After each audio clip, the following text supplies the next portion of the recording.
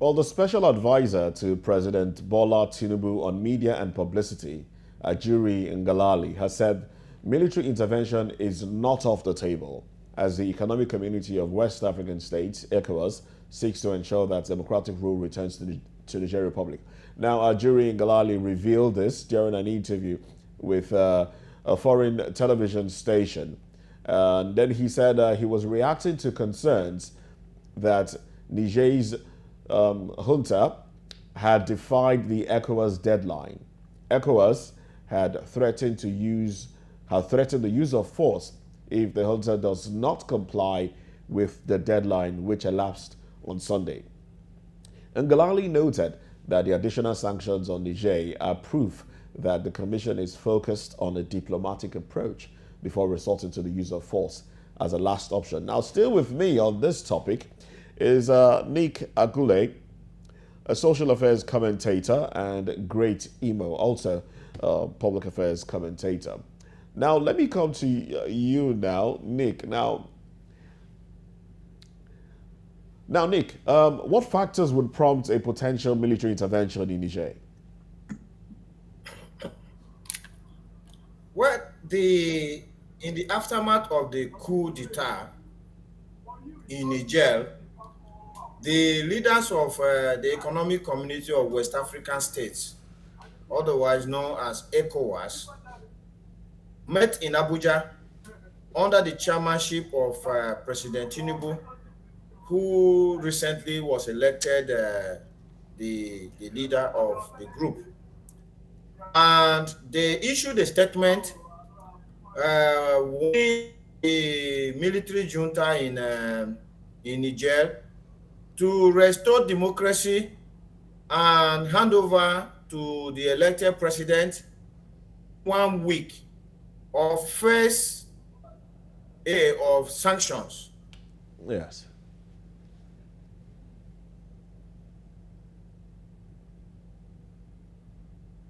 All right, we seem to be having a little glitch there with the network. I do hope we'll be able to reestablish contact with Nick Agule. In the meantime, great, I want to believe you're still with us. Okay, all right, so we have a little bit of an issue with the network. We'll take a break. When we come back, we hope that would have been sorted so we can continue this conversation. To war. Okay. The reason is, yes. Go ahead, please. Go ahead. Yeah, the reason is that we already have our own problems in Nigeria. North, south, east, west of Nigeria today, there are ungoverned spaces. There are places where bandits, terrorists, kidnappers, all form of marauders have taken space, of which our military, our police, and other security agencies are unable to recover for us. As I speak to you today, there are Nigerians that kidnapped, held hostage on Nigerian soil. And our military, the entire apparatchik of our military, the police, and the other security and agencies have not gone to free these people. There are places where, like in the southeast, sit-at-home orders are issued, and the government is unable to police the place and create a safe passage for citizens to go about their normal businesses. We have the issue of Boko Haram. We have all of the genocide that are going on against farmers, and all over the country we have this issue. A country that has such issues, why would that go and start another problem in Niger? Why? Do you understand? If even the Americans, who have the military power, who have the money, it is not every conflict that they should have gone to that are going to intervene in, using their sport wisely. So for me, if our military, our almighty military, cannot defeat Boko Haram now, going to 20 years plus, cannot defeat Al-Shabaab, cannot defeat terrorists, cannot defeat kidnappers, is it the military of Niger that we are now going to go and defeat? So I should stay on the diplomatic solution, on the economic sanctions that they have applied. But going to war in Niger will be a very bad idea. That's my summation about the matter. All right, so ECOWAS will meet later today, and we'll find out. We'll wait to hear what they have resolved. Let me come to Great Imo now. Great. There was an ultimatum given to the junta in Niger, and it seemed like they called the bluff of ECOWAS. Do you think that was what they did? Now, as you make to respond, bear in mind that the first internal resistance has emerged in form of an ex-rebel leader, Risa Agbuala, who has formed an organization he calls Council for Resistance for the Republic, CRR, Council for Resistance for the Republic. Now, this is a former this person in question was a former minister of tourism under a coupist president in Niger, but now he is fighting against the military who have carried out a coup in the same country, and he is saying that he is totally in support of ECOWAS and will do whatever ECOWAS, wants him to do. What do you make of that? Very unfortunate we have to face these things. There are, when you do this social analysis, one of the things you particularly focus on is to what are the causes. The causes are the major things you delve with first. When you delve into the causes, it will lead you to somewhere. The military coup takeover in Niger is because we actually say we are practicing democracy. But what is the motivation for this coup? And why is it still appetizing for a group of people in a country in this 21st century to want to engage in coup? To be honest with you, it appears democracy have not really worked perfectly well in Africa.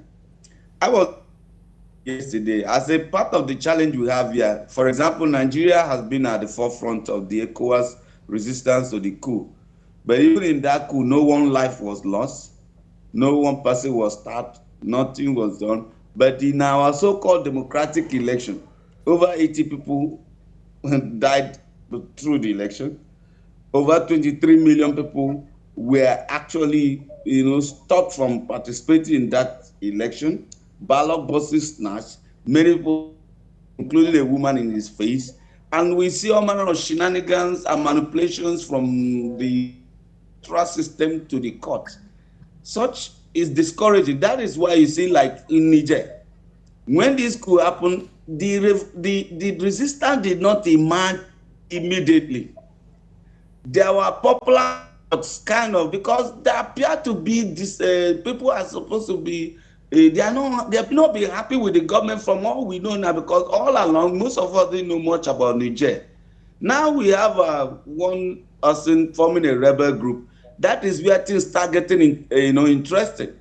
But now you see France, European Commission, American government, Britain, the ECOWAS and African government to go after these people because of interest. And that's where things start getting interesting. They've done it in Libya, where we democracy. At the end of the day, they collapsed Libya. Foreign interests, foreign powers, they invaded Libya without Africans speaking or thinking for themselves. Libya collapsed and the entire Sahel have collapsed. Between the year 2000 and 2003, the entirety of Africa only experienced terrorism more than 9 times. at least more than 10 times. But between the time these foreign powers came in the name of for democracy and chasing terrorism, we have had over 2 attacks on the soils of Africa.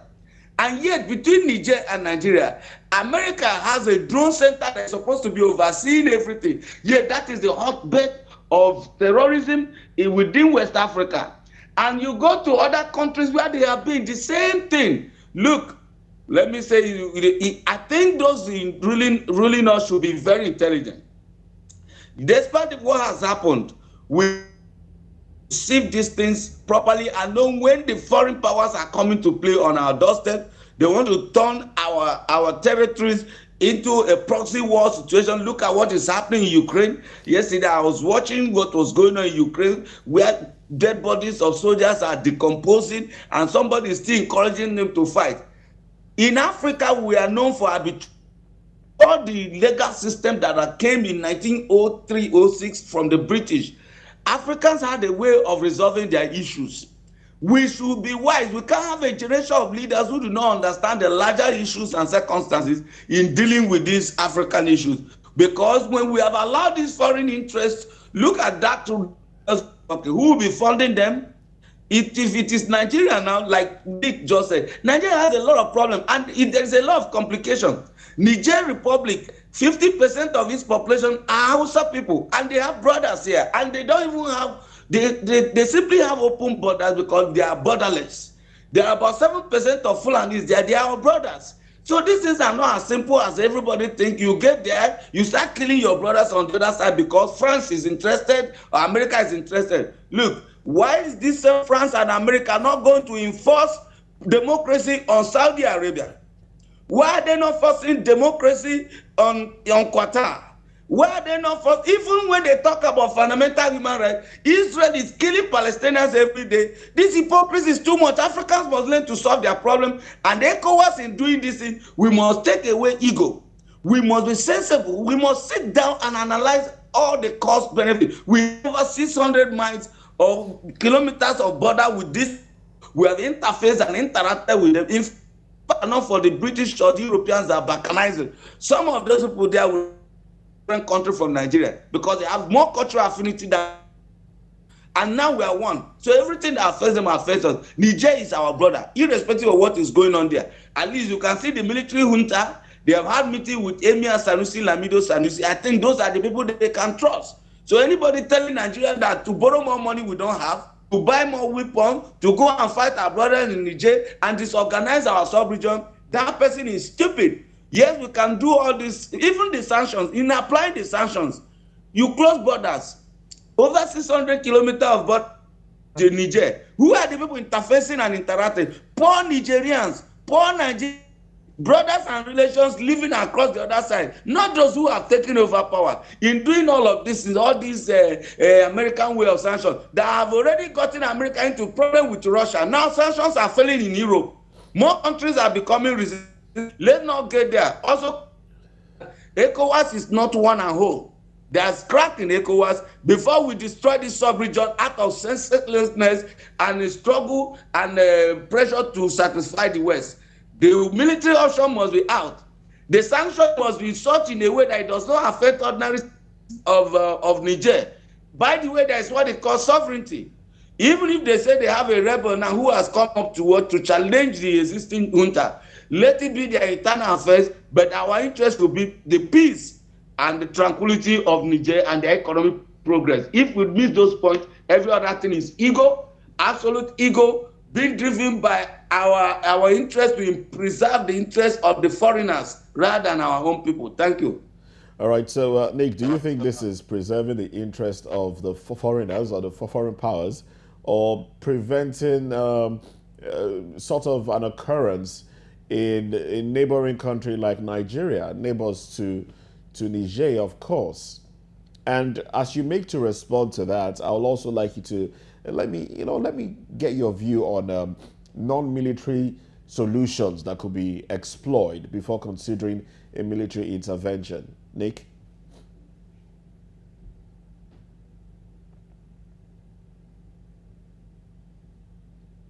Hello, Nick. Yeah, sorry, can you hear me? Yes, I can. Okay, yes. Let me start with the last part of your question, which is, Okay. are there non-military options that ECOWAS or even African Union is interested in this conflict, this coup in Niger can take? The answer is, of course, yes. Let's not forget that as we speak today, Niger is not the only country that is being ruled by the military. There are military leaders. Coup is becoming fashionable across Africa. So I can't actually understand why it is Niger that we're threatening to go to war with, when we are not threatening to go to war with the countries that also have military juntas are leading them at this point. So are there non-military options? Yes, indeed, there are non-military options. Already ECOWAS has announced a range of economic sanctions against Niger. There was a report that Nigeria actually cut power supply to Niger. Yeah. You know, I used to hear that Nigeria was supplying power to Niger, but I thought it was just a gimmick, that it was not true. I couldn't believe that out of our miserly and beggarly 3,000 megawatts that we are producing for an economy of 200 million people, we still find power to give to Niger. 70% Then of their the power. central bank has been ordered to also carry out sanction some of the banking activities of persons or corporate entities that are linked to Niger. I would say the impact of those sanctions should be allowed to take its course, so that we can judge and see whether they are effective or not. And of course, on the diplomatic um, space, we need to continue talks, you know, at various levels, to ensure that spoken into the leaders of Niger. For me, I don't want our military to be committed to war. This military is already overstretched. Everywhere in Nigeria, you will see Nigerian military. Ordinarily, the military is expected to protect the territorial boundaries of Nigeria. That means our military is not meant to fight Nigerians. Our military is meant to fight external aggressors who want to penetrate the Nigerian sovereignty. But everywhere in Nigeria, even in Makurdi, where I'm speaking to you here now, we have Operation Wide Stroke, commanded by a major general that is here fighting Nigerians. You understand what I mean? So we cannot now commit this military that is already overstretched, a military that don't even have enough budget, equipment, because you will see what happens in the northeast, where you will see Boko Haram travel in the daylight from far distances and come and attack our military base. You know, that kind of thing will not happen to the American military or the UK military or France or anywhere. Why? Because as the Boko Haram are traveling and coming, they will be exterminated with air power, so that they can never get to that military base. But in our own, they actually get to that military base, they sack that military base. Is that the military that now wants to start another war in Niger? So I don't think we should go there. We should explore these non-military options. Of course, the other part of your question was, is this thing because of it should act as a deterrent? Yes. And I believe that President Tinubu himself, he's taking this action because he doesn't want the Nigerian military to look at Niger and say, well, if Niger can do it, why can't we do it? So they are doing this thing to act as a deterrent to other militaries across West Africa or even Africa, to say coup is out of fashion, go and do coups. All right, then. Thank you very much, Nick. Gentlemen, as we make to wrap up now, I would also like to get your final thoughts on this. Great. Let me come to you now. Let's get your final thoughts. Well, in solving problems, all the variables must be looked into. Number one is that there's a coup in Niger, and the first contingent that the ECOWAS sent was another coup leader or military leader. The challenge is not that a country is being run by military. Maybe it is the preferred military because the man in charge never contested an election. Maybe he's the favored military leader for ECOWAS. And also, you see that in many other countries, as Nick has said, from Burkina Faso to Mali to Guinea, there is a trend And the reasons are obvious. And whether we like it or not, some of the policy pronouncements they are making that are encouraging their people now to back them says it appears that the things the civilian government need to do for their people that they are not doing. 14 French francophone African countries have been living under heavy French. They are still paying colonial tax. When mineral resources are found in their country, France have the first right of refusal. Their monies are banked with what the French this central bank, and when you put your reserve there, you want to go and take it, you also pay in. There were so many things that we didn't know about that right now, that all the civilian government that have run this country were supposed to do it on behalf of their people, because democracy is government of the people, by the people, and for the people, but not individuals who have been supported, manipulated by foreign interests to want to continue to what Niger have uranium, they, up to 20% doesn't even have electricity. Meanwhile, 1/4 of Richmond that is used to power the electricity in France coming from. So some of these issues need to be looked into. Nigerians are our brothers. Going to kill them for the stupidity. Let's find a way to make them feel comfortable. Let's sit on the table. What are the reasons? If you don't know the motivations, you can't know this, you can't solve the problem. And like Nick has said, some other ECOWAS leaders who have also been mismanaging their economies look at Nigeria. A country in the last 20 years had literal oil boom, and now we're in debt. Russian-Ukraine crisis, other countries like Saudi Arabia, they are making money from sales of oil due to the war. So these people know what the problem is. Yet it's not a good motivation for us to have, military regimes. But if in doing all of this, we have to parallel what is important for ECOWAS and what is important for Africa. The peace of the sub-region is sine qua non. It is sine qua non. The peace of this ECOWAS. Any person who goes to war or military intervention, whether you are funding eternal rebels in that country, it's not also going to be easy for Nigeria. You have Mali, you have all of those things determined to get involved. Let's make sure that we don't become what Libya has become. In the name of trying to, the democracy, democracy is what it should be, or trying to impress any foreign interest. Nigeria is big enough, like we have had inroad already. If Sanusi Lamido Sanusi is able to assess the young man, he's able to bring messages back out of ego. We want to impress people because Ngelari is speaking to CNN and Al Jazeera, where they want to tell you how all these sanctions, it doesn't really work. Sanctions have never changed any despotic government, whether from North Korea, whether it is Iran, whether everywhere, even in the case of Venezuela, even America, a lot of military incursions that never work. So sanctions don't change leaders. Rather, you stifle the economy and suffer ordinary people. So let's put variables on the table before we intervene and know the best intervention. But in all of it, war and military for me is a no-no. Anybody saying it, I think it's just being driven by ego and maybe foreign interest. Thank you. All right, then. Thank you very much. Great email. A public affairs commentator. Thank you for coming on the program. Nick, do you have final thoughts as well? My final thoughts are that I totally align my position with my co-panelist, Greg Imo. For me, military action in Niger is a no-no. Because as Greg was speaking, I just did a Google search of the countries in Africa that are under military rule. This is what has come up. Chad, Niger, Sudan, Burkina Faso, Guinea, Mali. If we now go and fight only Niger, why are we not? Is there anything special about Niger that we are going to go to war with because of military rule when we are not going to war with the other 3 ECOWAS nations that are on this list now?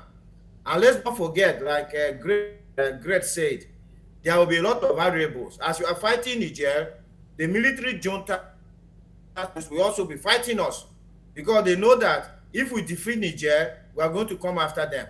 This thing is not going to be that straightforward. President Tinubu should look at non-military options.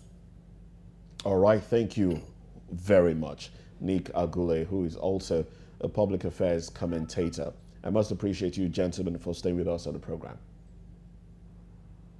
Thank you very much. And Nigerians, let's keep hope alive. All right.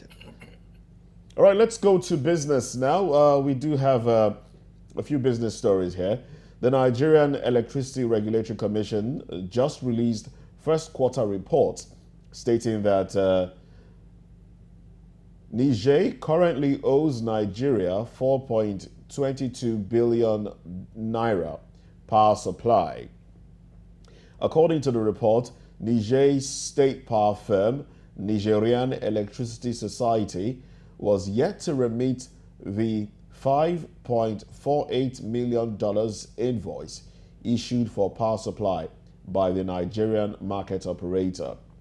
The NERC mandated the market operator to invoke the provision of the market rules to curtail the payment in discipline being exhibited by the various market participants. It was reported last week that the power supply from Nigeria to the Republic of Niger was stopped on August the 2nd. Now, last week, ECOWAS, led by President Bola Tinubu, decided on sanctions against the military personnel in Niger, those who toppled the president-elect Mohamed Bazoum in a coup d'etat. Going on to another business story, Nigeria Employers Consultative Association have raised the alarm about the rising rate of business divestment, capital flight, and business closure in Nigeria.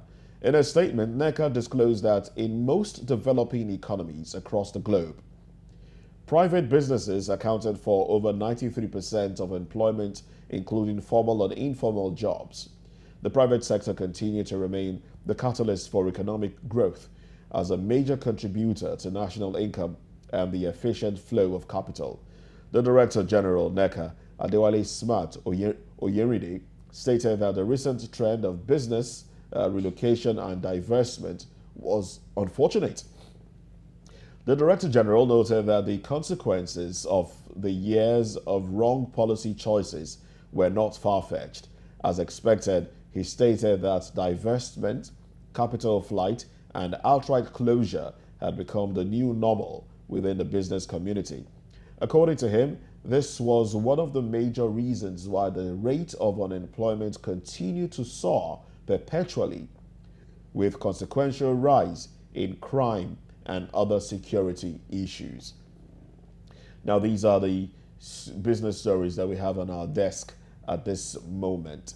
We'll take a break. When we do come back, we'll be going into entertainment and sports. Stay with us.